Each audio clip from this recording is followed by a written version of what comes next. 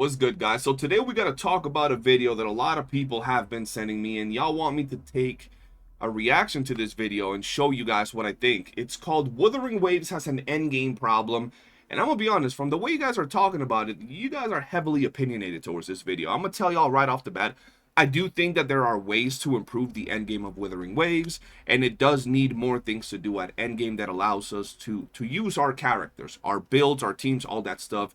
But it's not that deep. I can go into it as I watch this video. I got me some food, so we're gonna be eating, reacting, and all that good stuff. So without further ado, let's hop right in. Butterfly in the sky, I can go twice as high. Shit's so loud. Endgame content in gacha games is something that needs to be done right, as it is the primary source of content for any gacha game's core gameplay loop once the player has exhausted the game of its offerings during the launch version or during any given patch of the game.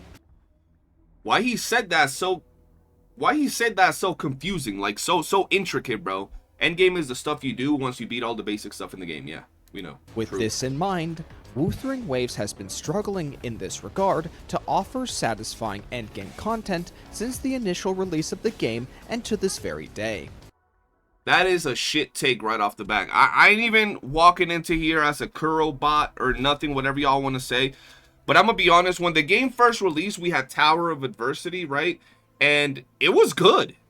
Like, I would understand if you're saying, like, oh, like, 4 months into its release, we ain't really have much to do.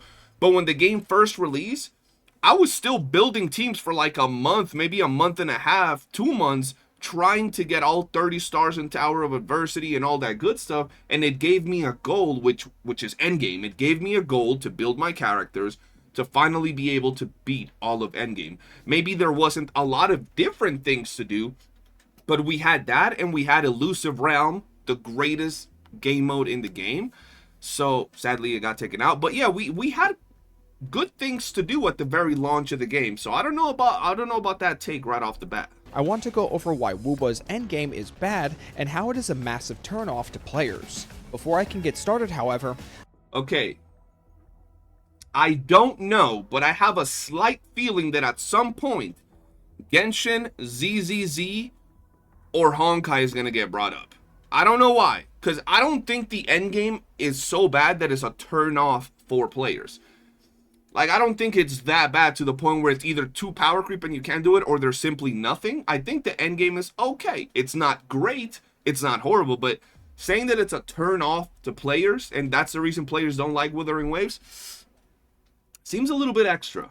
I need to outline the problems with the game's combat system first to set the scene. After all, endgame... What's wrong with the game's combat system? Content in any of these games is entirely focused on combat, the very foundation of the gameplay. If the game's combat system isn't good, then you cannot obfuscate the shortcomings of said combat with a bunch of endgame modes. So, let's get to it. To start off with, we need to talk about the most damning thing that drags Wuwa's combat down the most. Okay, what is the most damning thing that drags Wuwa's combat the most? I'm gonna be honest, I love Wuwa's combat. It's one of the best combats out of any game out there, and I don't think there's anything that really damns it to the point that is like, holy shit, this sucks, or this is really bad. So, off the top of my head, I can't think of anything. I don't know. Let's see what he's gonna say. The Concerto system. If you've already watched my video covering the misinformation being... The Concerto system. So swapping, team building, and having synergy between your units as you rotate them on the field. Spread during Yuzuha's release in ZZZ, then you should already be familiar with this information, but I will reiterate for those who did not see it. Every unit in Wuthering Waves has a circular meter to the left of their health bar referred to as the Concerto Energy Meter that fills up in combat based on the action performed. When full, swapping to a different character will have the exiting character perform an outro skill and the entering character perform an intro skill. Because of just how strong outro skills are in terms of their buffs on offer, Wuwa's combat demands you to play your teams and rotations around generating Concerto energy and receiving the incredibly strong team buffs from outro skills. Yeah, that's great. I like that, bro. The synergy, the rotation, the quick movement between your characters. The fact that when you rotate your characters, the next one is buffing the one that's about to turn into the field. You have your supports, your sub DPSs. It shows that there's quick gameplay, fast movement, and intricate team building. So I like that. Combined with needing to generate resonance energy to cast a unit's liberation, team rotations in Wuthering Waves are needlessly bloated and take way too long to go through to get to the fun part of the game. Bro, why y'all send me videos like this and then I end up beefing with some random dude that I don't even know? What the fuck kind of shit take is this? Rotations are drawn out by effectively forcing you to play your non-DPS units. Oh, nah, bro. Hold on.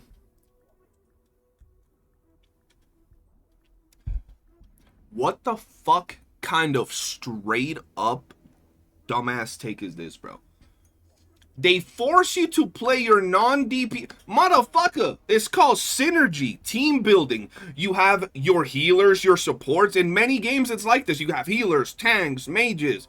You know, all these different units that do different things. Is the same with Wuwa. What do you mean they force you to play your non-DPS? First off, you can still get your Concerto and all that shit if you just want to run a full DPS team. You can still do that. No problem whatsoever.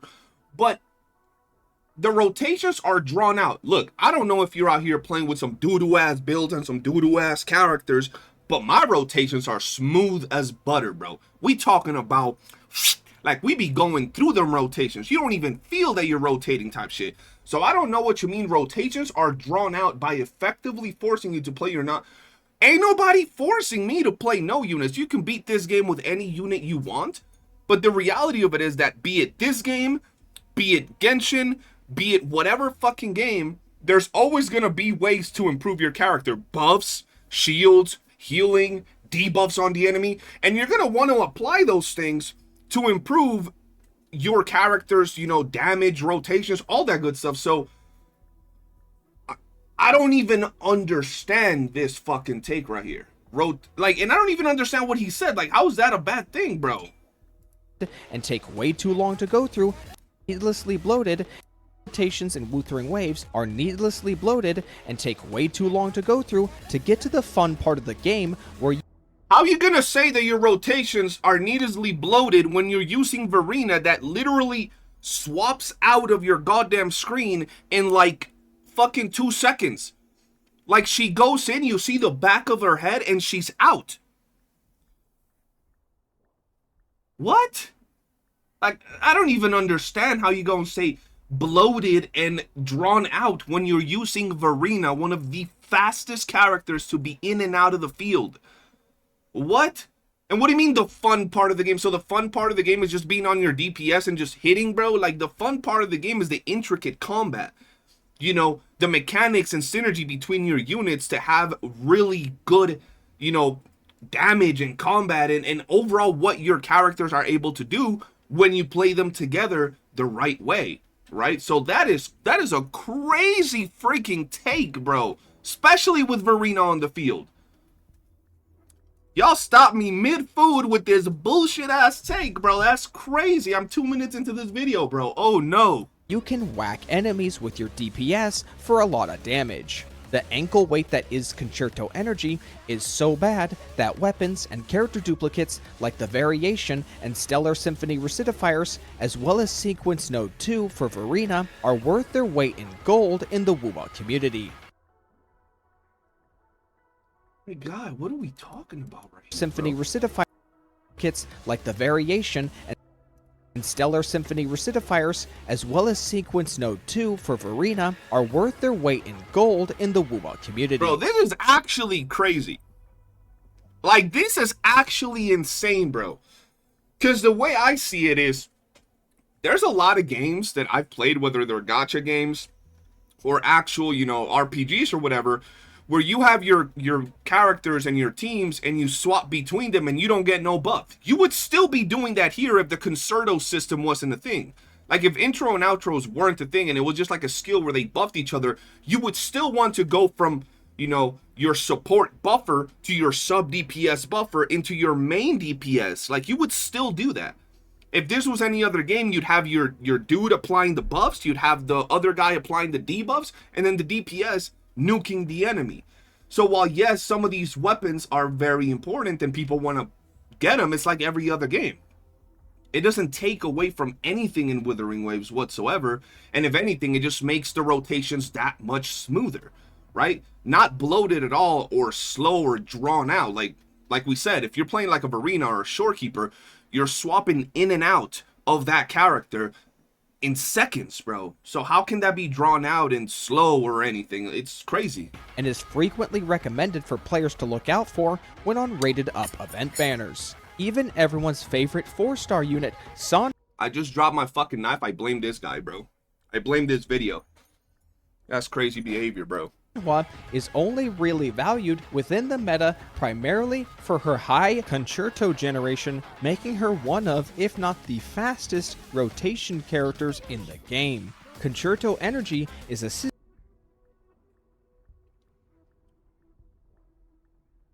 Brother, yes, Sanhua is extremely fast in her rotations, which makes her really good.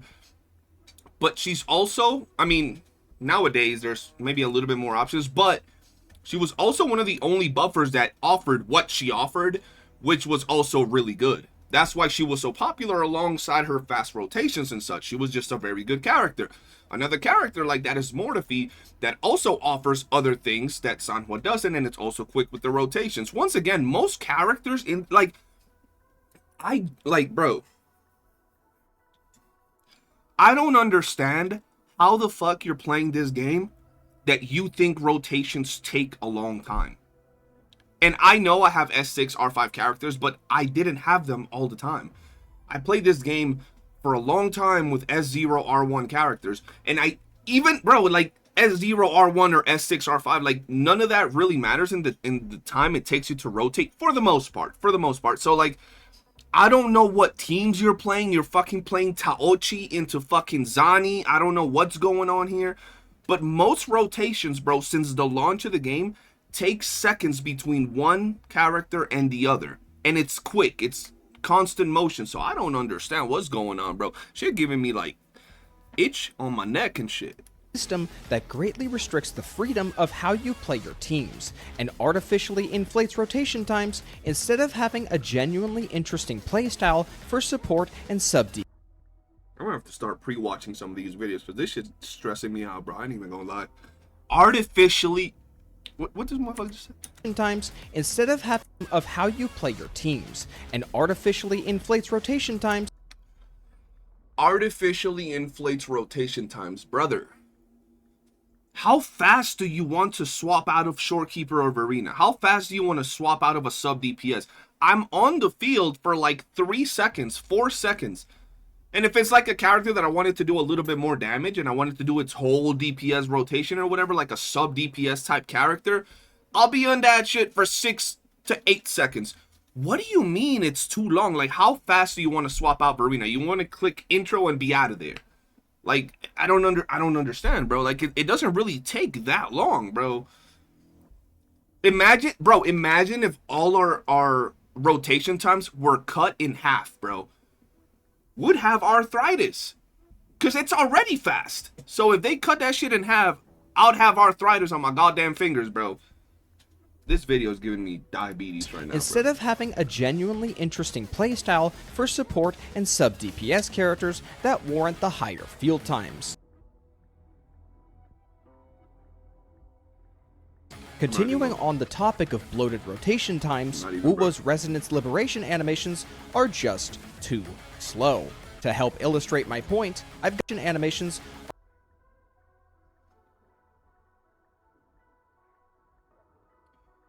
All right, so how about we just remove the motherfucking Resonance Liberations that take about 3 seconds, 4 seconds? That's too long, bro. 3 seconds. 4 seconds, bro. That's too long, bro. Like, my attention span, bro, I can't play like that. 3 seconds, 4 seconds for a Resonance Liberation that looks beautiful on my screen is too fucking long. Hell nah, bro. I want everything to be at least half a second, bro. If them liberations don't look like a freaking flash on my screen, I ain't having it, bro. Are just too slow. To help illustrate my point, I've got 2 videos from DYS Pro that compares ultimate times between the entire 5-star roster of Genshin Impact. Because they're shit. Bro, listen. That's like me popping out a goddamn seasonal 12-episode anime and comparing it to One Piece that has 1,000 episodes and saying, yo, this one is better because it has 12 episodes and it's faster. Motherfucker. What? Just because it's faster doesn't mean it's better. The animations look like shit for the most part. Bro, the summoning animations in Wuthering Waves are better than most gacha games. Entire, like, ultimate character animations. So, what are we even talking about, bro? And it's not like we have these, you know, Genshin Impact animations that take us, let's say, 2 seconds for this one, and then we take 10 seconds doing one in Wuthering Waves. I mean, there might be some characters that take 10 seconds, I don't know. But there are some that swap really, really fast. Up to version 5.8, and every single character in Wuthering Waves up to version 2. See, bro, like,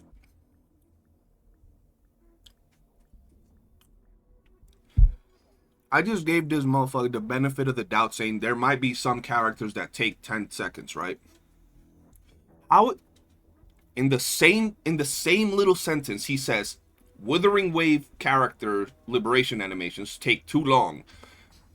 Here's a video from someone that did Genshin Impact animations and tells us how fast they are, right? Because they're faster.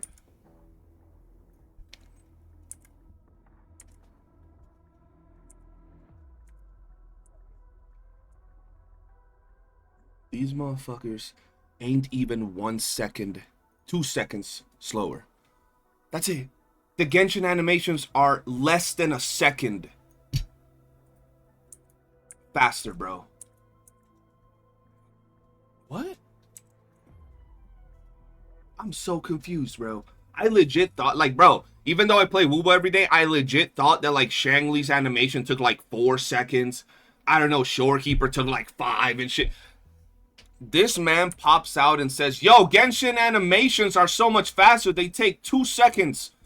And Wuwa takes almost 3 seconds. That shit's slow as hell, bro. Hell nah, bro. Hell nah. 3. I will not be using Honkai Star Rail for comparisons as it is a turn-based game. And I will... Bro, I'm 3 minutes into this video and every take has been downright retarded. So, I got 10 minutes left. That's wild, bro. Excluding Zenless Zone Zero, as ZCZ's combat system... Yo, what up, Kahlo? Holy, what's good, guys? Good to see y'all. ...is not based on rotations and casting ultimates in the same way Genshin and Wuwa is. Here's a quick disclaimer, but even with a possible margin of error, things should be pretty obvious. For your convenience, I've transferred all animation times from the animation starting to when the player gets control of their character back to a notepad. All ultimate animations pause the game. The conversation is about the general feel and sluggish pace of Wuwa's combat as a result of lengthy ultimates. When combined with the Concerto system, he just showed us like 4 different ultimates and none of them are longer than 3 seconds and they're lengthy ultimates. Okay. Document. When looking at the rankings, it paints a very obvious picture with the entire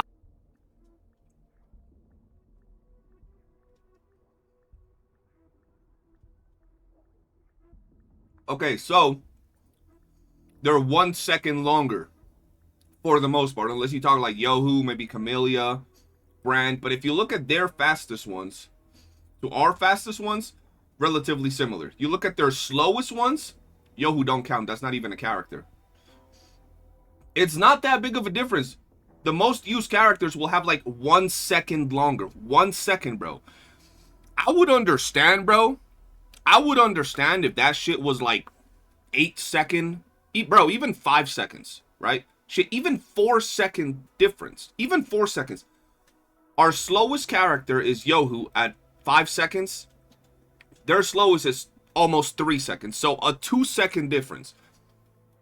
Let's say 3 second. A 3 second difference on our slowest character in comparison to theirs.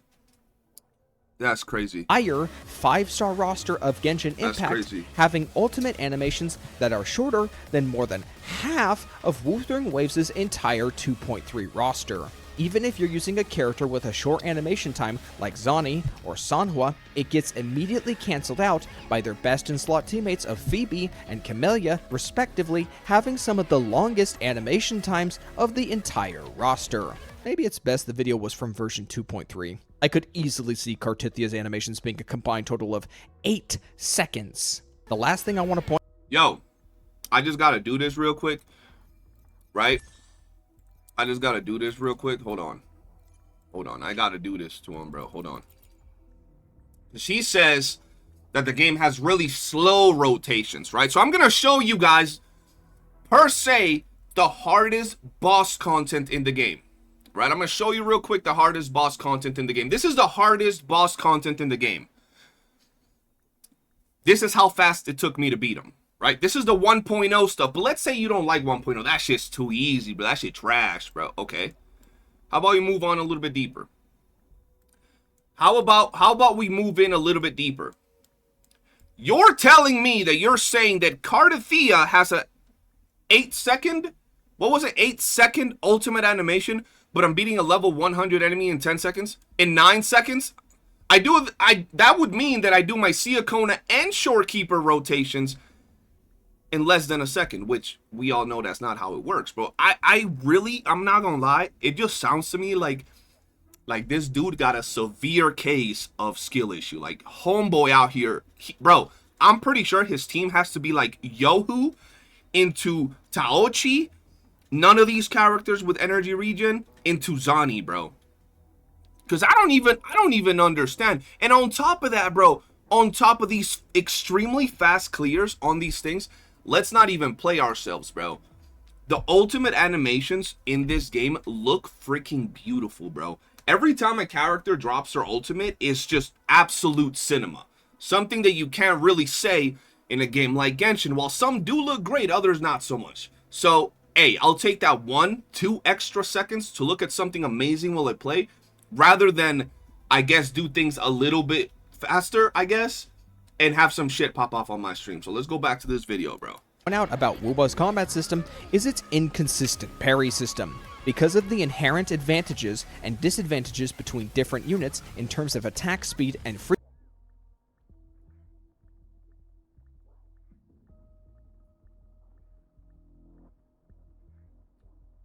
the inherent advantages and inconsistent parry system. Inconsistent parry system.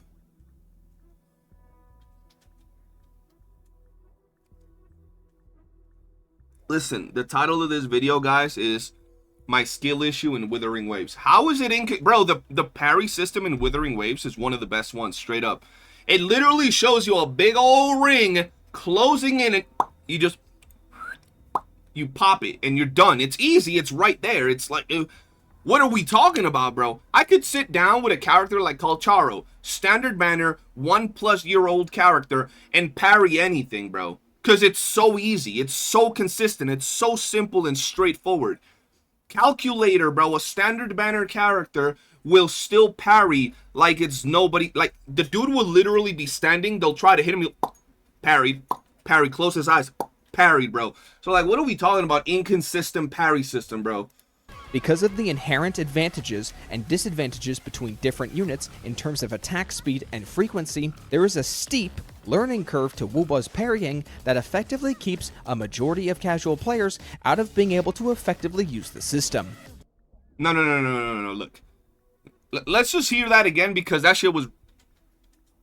My blood pressure, chat, my blood pressure. Keeps a majority of advantages. This combat system is its inconsistent parry system. Because of the inherent advantages and disadvantages between different units in terms of attack speed and frequency, there is a steep learning curve to Wuwa's parrying that... No.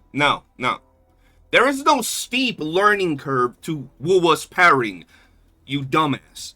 The parrying is exactly the same regardless on what character you're using. What you gotta learn is the characters you play. Because some characters have an easier time parrying, for example, Gion, right? And then there are other characters that might have a little bit of a harder time parrying, or at least learning their rotations so you can parry better. But the actual parry system doesn't change. It's the same regardless if you're playing on fucking Calculator, if you're playing on Brandt, if you're playing on Zhang Xing, it doesn't change. It's the same exact fucking thing. Once you learn it with like, bro, you could be out here playing day one with fucking Yang, day one. And by day fucking 100 and you're in 4.0, the parry system looks the same. It's the same little circle. The bosses pretty much tell you when they're gonna, come and slap you and you parry it, right? It's always the same. Obviously, you're gonna have to sit down and learn your character to parry as best as you can. But I mean, I figure that was common sense. You're gonna have to sit down and learn your character. At the end of the day, just get good. Don't blame the parry system. Blame your skill issue with the characters you're playing that for some reason you think parrying is hard, bro. That's effectively crazy. keeps a majority of casual players out of being able to... I'm starting beef with some random dude right now because this video got me heated, bro. And it ain't even about Wuthering Waves, bro. It's like, I don't care for Wuwa like that, chat. I'm gonna be straight up. It's just that the video is talking shit, bro. Like, you know what I mean? Like, it could be talking shit about Genshin and I'll still be out here heated. It could be talking about any game and I'll be out here heated. It's just the fact that it's just a lot of shit and misinformation that is being said in this video that is actually not the way things are, that is annoying. You know what I mean? Effectively use the system. In most cases, casual players will only ever perform parries by accident or by intentionally... Casual players will only perform parries by accident, bro. We have Donjin mains playing with their feet, with their lights off, with their eyes closed, turned around to the computer, and they're beating holograms. What do you mean casual players will only perform parries by... No, that's shit players. That's players that probably play with their elbows. It ain't, bro, we're not talking about parrying in Wuwa like it's this extremely intricate fucking mechanic that people are not able to freaking, complete. Like, that's just crazy to me. Saying that that casual players will only ever parry by accident? That's crazy. I'm not saying Donjin mains are casual. Donjin mains are goats. But what I'm saying is, if there are people out there that can play with their freaking eyes closed and with their fat toe, you're really going to tell me that a normal player with their eyes open, with their hands on their mouse and keyboard, will only ever parry by accident, bro? Like, by accident, bro? There's a freaking circle on your screen that tells you when to parry, pretty much. Nah. Attacks with frequent, numerous active attack frames on certain characters that lets them brute force getting a parry. And before anyone says to just memorize one character's parry timings and just swap to them when needed, let me play the clip. So it is inaccessible. So you have 4 characters in your team. You press the number 1 on your keyboard and switch to a character that can climb it. Oh god. And so now I have to memorize the precise geography, the precise fucking geological structure of the rocks to memorize and keep in mind which angle I am able to approach from based off the character model type. Is that not just a complete pain in the ass that doesn't really need to be there? It's now like I didn't say that. Who was Saint Tontes arguing with? Who the hell is this little Klee person? I don't know who that is. It's a memory check of like the best thing ever. It's like a memory check of like can I remember what angle the rock looks like from like the approach. That's just a chore. This is your reminder that there are more unique attack timings for units in Wuthering Waves.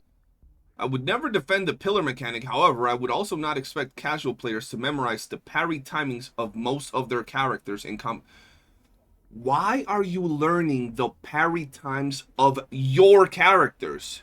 It's the parry timings of the boss. You just gotta learn the boss patterns, and then you just learn your unit and know when to parry. The boss patterns don't change. The parry attacks that the boss will do to you, the parryable attacks that the boss does to you, are the same regardless of what character you're on. So why do you have to memorize the parry timings of their Of course you gotta memorize what attack from your own characters are easier to parry with, but you don't got, like, it's not like it's all different in the grand scheme of things. All the bosses have their same attacks. If you fight Crownless with Kalcharo, Crownless will do the same things that if you fight Crownless with, I don't know, Jinshi, bro. It'll be the same exact boss, the same exact attacks, the same exact moments to parry said boss.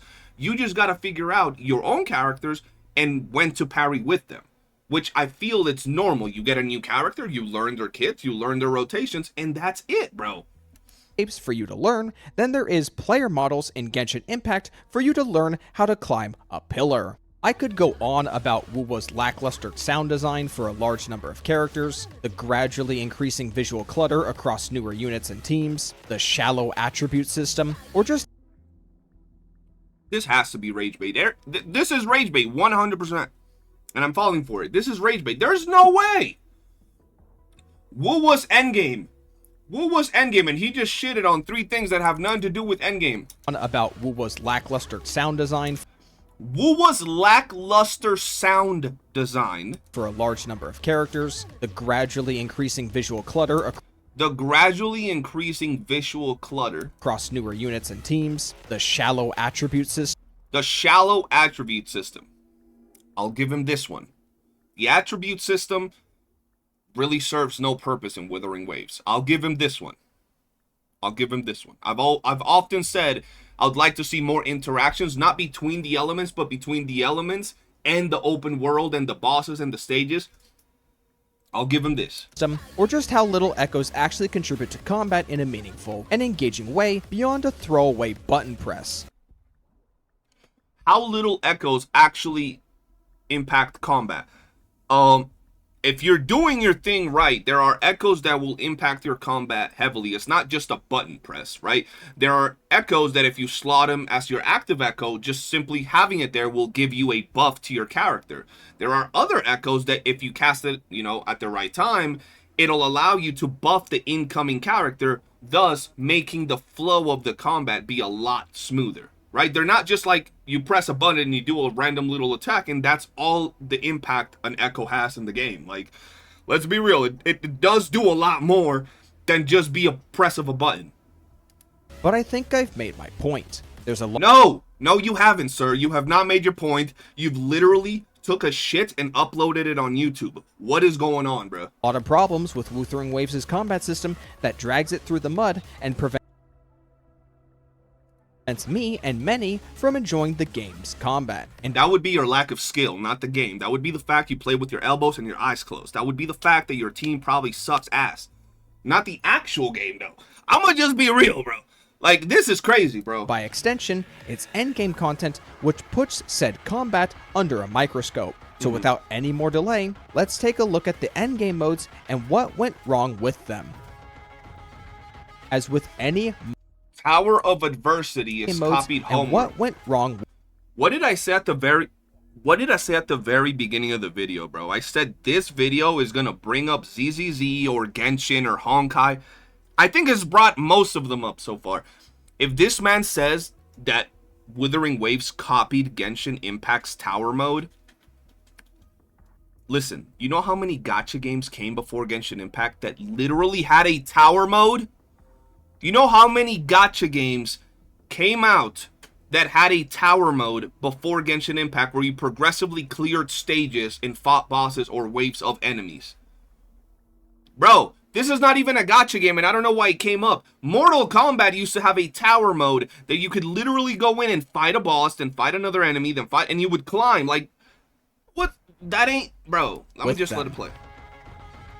As with any modern gacha nowadays, you've got your boilerplate endgame mode to kick things off with Wuwa's Tower of Adversity. The only thing of note for the TOA, when compared to the other gacha games, is the 3 towers and the Vigor system, an artificial resource that limits how many times you can use a single character across all 3 towers. This is meant to add a layer of decision making to whom you use to ascend floors with. The side towers are easier than the middle tower. Bro lost so many times to Ling Yang, I get it. With 4 floors that ramp up in boy. Vigor cost by 1, Video pissing me 2, off. 3, and 4, and the middle tower being the hardest of the 3 with 2 floors that both have a Vigor cost of 5. In most cases, this leaves players with 2 options. Use 3 well-built teams to separately ascend all 3 floors, or use 2 well-built teams to fight the final floor of a single side tower, followed by one of the 2 floors of the middle tower, with weaker teams clearing floors 1 through 3 of the side towers. Other than that, there's not much else to say about this mode. It's your garden variety Spiral Abyss clone that seemingly every one of these modern gacha games. It's your Spiral Abyss clone. What did I say, bro? What did I say, chat? This has to be a Genshin player or something. Because, like, I'm not going to sit here and say, well, they're not similar. But it wasn't Genshin that originally made that type of tower mode, right? It was probably some other gacha game 10 years ago.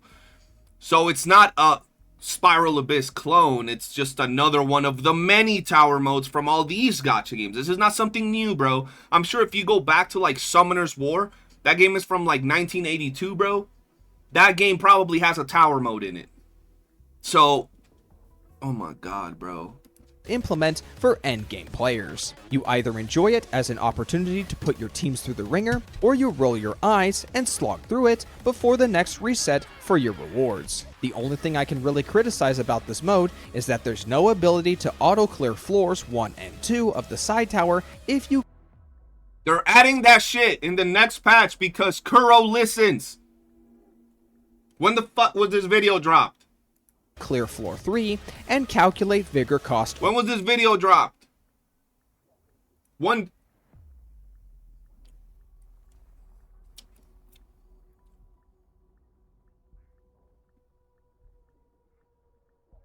Oh no. Accordingly, in a majority of cases, This video dropped after the dev stream that told us they are adding an auto skip button. if you are employing the strategy of clearing floors 1 through 3 with a weaker team to save Vigor on your stronger teams, and you don't have lopsided investment to make it on an account review video, then there's no reason for you to slog through the first 2 floors if you can clear the third. That's all I got to say about this paint by numbers mode, so let's move on. Next up, This video is disrespectful to me, bro. Y'all over here making me watch this. we've got That's the crazy. tactical holograms. Just about the most overglazed thing I've seen in the Wuwa community when it comes to endgame content. A boss fight mode with 6 tiers of difficulty and a set of modifiers in the latter half meant to test your ability to perform with almost, if not completely, perfect execution of your enemy knowledge and team comp rotations. Let's get something straight right now. If I already laid out why I think Wumpering Wastes' combat is bad at the top of this video, what makes you think I want to play it with a near 0 margin of error for 20 asterite and a vice grip shaped scar on my post-mortem nutsack? Okay, I get it, bro. So he pretty much just accepted he has a skill issue. That's what the video was actually about. Listen, chat. This was a more intricate video to pretty much said, guys, I have a skill issue. I don't know how to play. Listen, there are people on YouTube. There are people on YouTube that have cleared these holograms with 4-star characters. 1 4-star character. One, not dos, 1. They've cleared these holograms with 1 4-star character. Yes, these new ones. There's a video out there of a dude clearing Hakade with what's the mouse girl, bro? Lumi. With just a Lumi to his name. You have a full team and you're saying it's 0 margin of error, vice grip on your balls, extremely difficult. What are we talking about right now? Like I'm serious. Like, what are we talking about, bro? You have a full team of characters, probably 5-star characters. And you're saying this is some vice grip on your nuts type of difficulty when there are dudes beating it with single 4-star characters. Ain't no way this is not rage bait. Homie pretty much just made a video talking about how shit he plays the game and, you know, turned it into, nah, the game sucks, bro. The game is hard, man. And game modes like this, I don't know if you understand the concept of gaming. The concept of gaming is having fun. It ain't always about getting the best reward. The reward sometimes is the fun, the challenge, overcoming a challenge, beating it, and screaming at the top of your lungs because the excitement of beating a boss is there, right? It's the same thing with these holograms. They might not be end game content per se, because I don't really see them as end game content like that, because it's a one-time thing, but going into a hologram and fighting it and getting your ass whooped and then doing it and learning the boss mechanics and eventually beating it with your favorite characters, that is fun. That's it. It ain't about no 20 dog-ass astrites. I don't give no shits about them astrites. It's about the challenge, the fun of beating the content. And it definitely is not as hard as you're painting it out to be, bro. It might be a little bit of a challenge. You do have to learn your team and you do gotta learn the boss, but god damn, bro. God. Between Wuwa's visual clutter, awkward parry system, and strict adherence to team rotations because of the concerto system, why would I want to bother for an eighth of a poll? And I am confident in saying that a majority of the casual audience likely think the same way as me in this regard. So for all intents and purposes, the tactical... Hey, you guys think like that? Some of you guys think like that, bro? Y'all think that, you know, screw them holograms, they're trash? It ain't worth doing it? Or do y'all think it's a fun challenge to test out your team comps and the way your characters are doing, your knowledge of the games, your rotations, and all of that stuff? Most of us that do this, we don't care about the rewards from a stupid-ass hologram. It's just cool to go in there and fight a new boss, bro. Like, y'all ever played Elden Ring? Bro, beating the bosses and, you know, finally killing a boss that was really hard is so fun. Sometimes you don't really get anything that you're even going to use. Maybe a soul, and that's it, and you won't ever use it again. It's just fun beating the bosses, right? If Wuthering Waves is a combat-first game, and most of us enjoy the combat, I'm excluding you out of this, why would we not want to do an event that shows us how much better we're getting at the game, that makes us want to learn our characters and the mechanics of these bosses? Sure, some people won't do them, 100% acceptable. Some of these things take time, they are sweaty for some people haven't learned their team, some people haven't learned their rotations, or they simply don't have the time. But don't clump the majority of the player base and call them, you know, skill issue players. Players that will barely ever be able to parry. Like, when we talk about those type of players, people that barely ever are going to be able to parry and will barely ever be able to clear a hologram, that's a very small percentage of the player base. We're talking about straight up people that play with their elbows, like you. Not everybody. So don't clump the majority of the player base in there. Holograms is something I will never touch. If you ask me, the Virtual Crisis limited time event that occasionally comes back every now and then is a much more interesting and nuanced interpretation of a boss fight mode with a wider variety of modifiers and reward incentives to aim for, all while having a greater margin of error for even my sorry ass to get a 120 rating without making me want to tear my hair out. I don't want to hear anything about Zenless Zone Zero players being sweaty when a mode like this exists in Wuthering Waves. And if your argument is that it's okay because you can do it at any time, then sure, yeah, I can see that. Yo, this man really thinks it's that hard? This man really thinks it's that hard? This is crazy. Nah, don't get me wrong. I'm not saying that everybody does holograms. There's a lot of people that don't do holograms in Wuthering Waves, because there's a lot of people that play the game for different reasons. You have the people that play the game for combat reasons. You have the people that play the game for lore. You have the people that play the game because they want to collect characters with big titties and fat asses. You have the people that simply want to run around and waste time after they get off work. Not everybody plays the game for the same reasons, right? So maybe the people that just log on and collect the pretty looking characters don't care for game modes like holograms, game modes like Whimpering Wastes, game modes like Tower of Adversity, right? But we're talking about combat. This video is about endgame, and he's specifically talking about combat. So the people that do like combat, right, they're not going to look at holograms and say, oh, this shit is too hard, this is impossible. Most people that like the combat system in Wuthering Waves will enjoy the challenges that hologram gives them. Now, if you're going to say, well, what about the dudes that play the game so they can collect fat-ass looking characters, right? Well, they probably don't care about holograms. That's pretty damn obvious in and of itself. Like, we don't really have to bring those up. We're talking about a specific niche of people. We're talking about a very specific topic, which is the combat, rotations, and how that impacts the game mode. So those are the people that we want to talk about, right? Just like saying most casual players will never be able to parry unless it's an accident. That makes no sense, right? If you're someone that plays the game, logs in, summons a character, right, and never learns their mechanics, you just like the way they look because they're pretty, you probably will not be able to parry these enemies because you've never even tried. But we're talking about like a standardized group of people that play the game, learn their mechanics, and have this to say about the game. Kind of like how I, at any time, can walk out my front door and start digging up the dirt in the ground and shoving it down my mouth. But you don't see me doing that ever, do you? I can't imagine just how frustrated the casual Wuwa community would be. Should have done that with this video.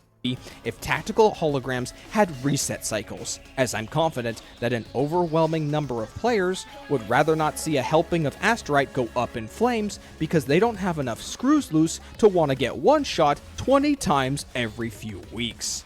Yo, that's crazy. That's like an actual... Like, this man is making holograms seem like the hardest freaking content in gacha gaming history. Like, he's making it seem like you're literally being tortured when you play these holograms. That is crazy. That is actually insane, bro. Lastly, Whimpering Wastes is an absolute failure. The devs know this, and that's why they don't put a lot of rewards in the holograms. They don't put a lot of rewards in the holograms. I'm gonna be honest, bro. It's because, first off, it's a one-time thing, right? So it's like, it's not part of what the main, course of the game is supposed to be. It's supposed to be that challenge for the sweats, right? For the people that want to have a little challenge. And if they made this a thing that required a lot of investing, like, for example, you know how some of these holograms, you really can't do them with a team that is, weak against that specific boss? It would require people to build multiple teams. And what's one thing that Wuwa loves to do? Give their players freedom. So if they made holograms a thing that would reset like every 2 weeks, right? It would make it a lot harder for people to freely build the teams that they want. And that's one thing that Wuwa does so good, bro.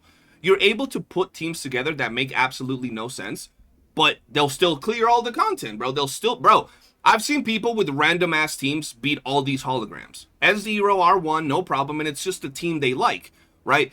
If holograms were part of the end game content to where, it would have rotations every 2 weeks, a lot of people would start missing out on some of these rewards, and they would be forced to pull characters or certain elements that they maybe not want to pull just so they don't miss out on this. And so far, Wuwa doesn't really force you to do that with any of their game modes. So that's why they don't do that. It's not so much because it's so hard so people can't beat it. Like I said, bro, casual players can beat these modes even with 4-star characters. They can even do it with like standard banner characters and maybe 1 or 2 limited banner characters. So it's not that difficult how Homeboy's making it seem, bro. we have Whimpering Wastes. And let's be honest here, Wuwa has not had a positive reputation for many since its initial release. From its abysmal token system to its enemy behavior breaking.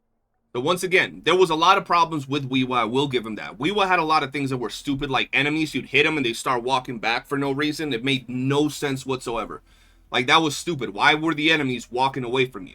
And another reason that Wuwa was also not as popular is because what I just said regarding holograms, right? Wuwa is a game mode that is a little bit more demanding than Tower of Adversity.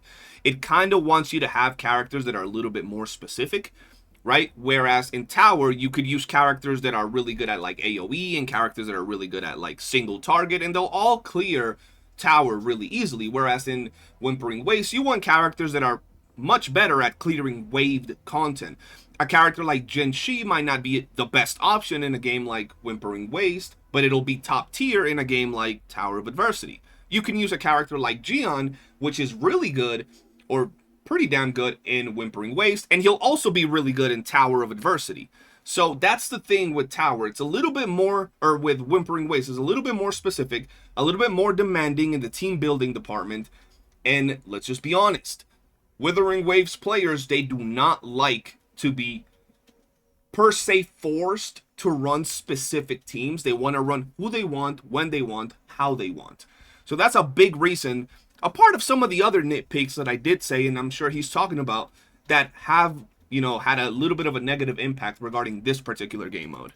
Formations, straggler enemies making you waste time, or ultimates to wipe up, clear advantages to units with AoE and grouping skills, and now, some egregious HP inflation. Whimpering Wastes for many was a mode that was dead on arrival, and any attempts to salvage it has been the equivalent of polishing a turd. I don't know how. What do you mean you don't know how? You literally try to polish a turd with this video.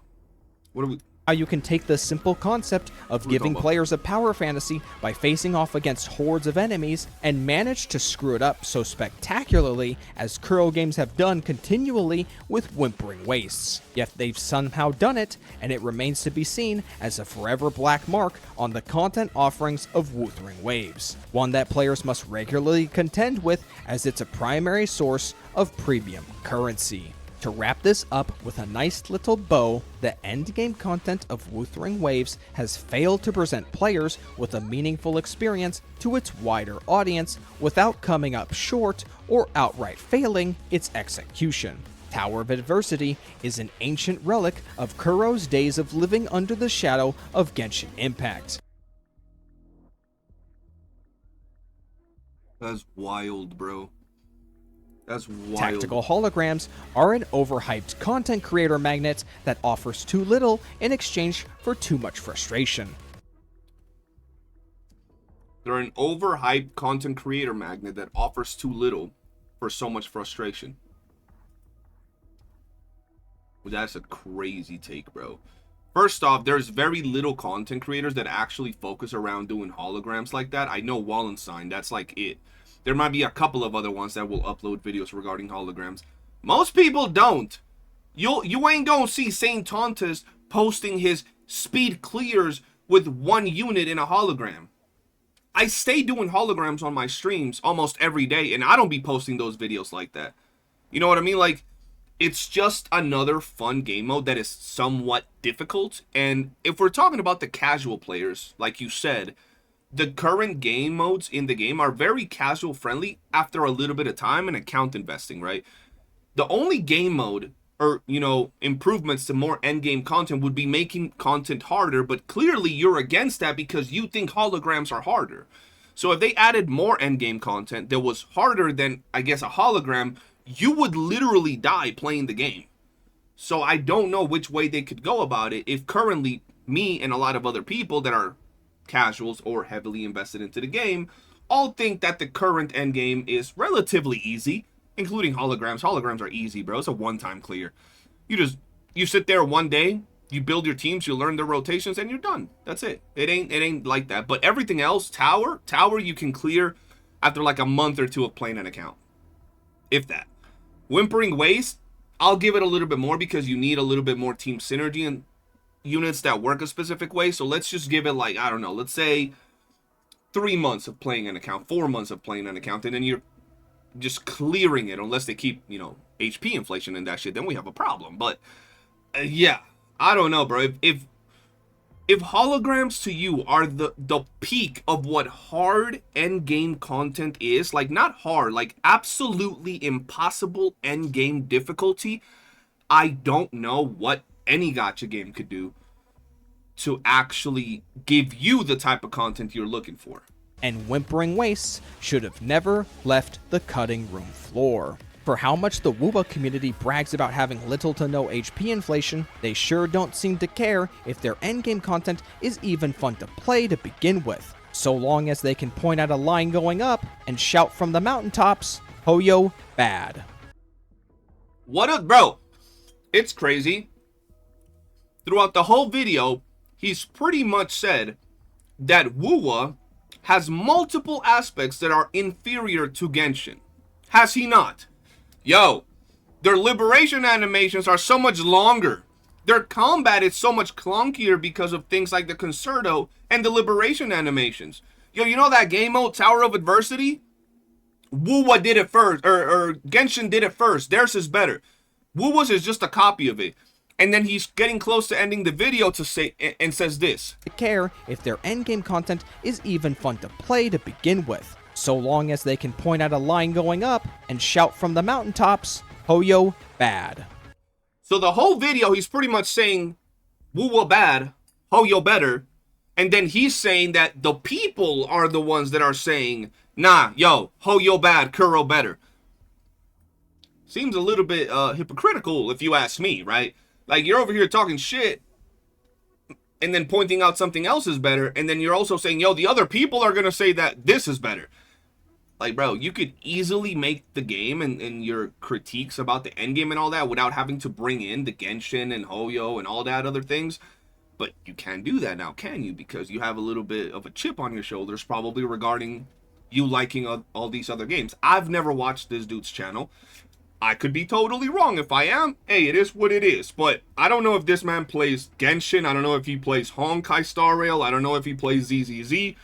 But from the way he's speaking, it sounds like he does. Because he's, bro, at the beginning of the video, I said, they're probably going to talk about them. He's brought all 3 Hoyo games up. You don't bring up 1, 2, 3. You don't bring up all these Hoyo games unless you're literally deep-throating Hoyo. I don't care enough for Kuro, for Hoyo, for none of these gacha games. I could wipe my ass with this one and on to the next one. I don't care. I'm gonna keep it straight up. But god damn were these takes bad. Every now and then there was a little ray of sunshine for a take that could be good, but for the most part, god damn, bro. Except that's not even true anymore for Wuwa. Womp womp! And with that, I have said all I really wanted to about Wuthering Waves' Homie said a whole lot of nothing, bro. endgame content, and why it's holding this game back. So long as I'm a content creator that resides within the ZCC community, Well, there you go. You just answered my question. He's a ZZZ player. Yo, last I heard, they had a little bit of a power creep and stuff over there. I might be wrong. I don't know, but that's what I heard. That's what the streets were saying. doubt my opinions will ever be taken seriously. But that's They will not. From now on, I know to never take them seriously, brother. okay. At the end of the day, whatever happens to Wuthering Waves will have no effect on me, and I can continue to play the actual game that has my full attention. And seeing as how ZCZ already took some of the best aspects of Bro, how you make a yeah, this is rage bait. How do you make a video and say this? that has my full waves taken seriously. Besides within the ZCC community, I doubt my opinions will ever be taken seriously. But that's okay. At the end of the day, whatever happens to Wuthering Waves will have no effect on me. How are you gonna drop a video critiquing Wuthering Waves? Because there's nothing wrong with dropping critique, but at least have constructive criticism. Like in the whole video, this motherfucker just talked shit and never once said how the game could be made better. He never said how the endgame could be improved. He just said it's shit here, there, and everywhere. And then he ends the video with, well, at the end of the day, I don't give a shit about this game anyway. So why are you making a video about it, bro? Why are you out here making a 13-minute video talking shit about a game that at the end of the day, you don't care about? It's rage bait, bro. It's rage bait. Is that it? It's that simple. We got rage baited, chat. And It's either that or the most delusional person I've ever seen when it comes to these videos. can That's continue crazy. to play the actual game that has my full attention. And seeing as how So if ZZZ has your full attention, shouldn't you be focusing on making videos, talking about their power creep and the bullshit going on over there? I'm just saying. ZZZ already took some of the best aspects of Wuwa's roguelite mode, while they at the same time sunsetted their own in favor of an objective downgrade. I'm all for the supposed third wheel of Hoyoverse games to continue to improve and refine their game, while the That's darling child of Kuro bro. proceeds to watch on as we do so. But until then, this has been R.A. Kato Zodan, and I'm clocking out. Holy shit, ladies and gentlemen. That's insane, bro. I ain't even gonna lie. That was definitely rage bait, because ain't no way. Ain't no way. Hey, at least you got my reaction to this video. I thought it was gonna... Bro, low-key, so for those of you that don't know, and I'm gonna leave this in this video. Over the past several weeks, I've been talking about Endgame and Wuthering Waves and how I wish Kuro would improve upon it. I haven't said that it's shit. I've said that I wish there were more things where we can maybe, you know, build teams around, game modes that would actually make us want to build specific teams or other things along those lines. Nothing, you know, specific, just I wish the endgame modes keep growing and keeps giving us more things to try out our teams and our, you know, premium build units, right? That would be amazing. I've been talking about this for the past several weeks. Never have I gotten to the point where I just shit talk what they have and not provide a way to make it better. When I see things like that, it's simply a rage bait, someone trying to yap, and I'm sure if I look at the video, if I look through them comments, I'm pretty sure you guys would probably see some shit up in those comments, because there is actually crazy, bro.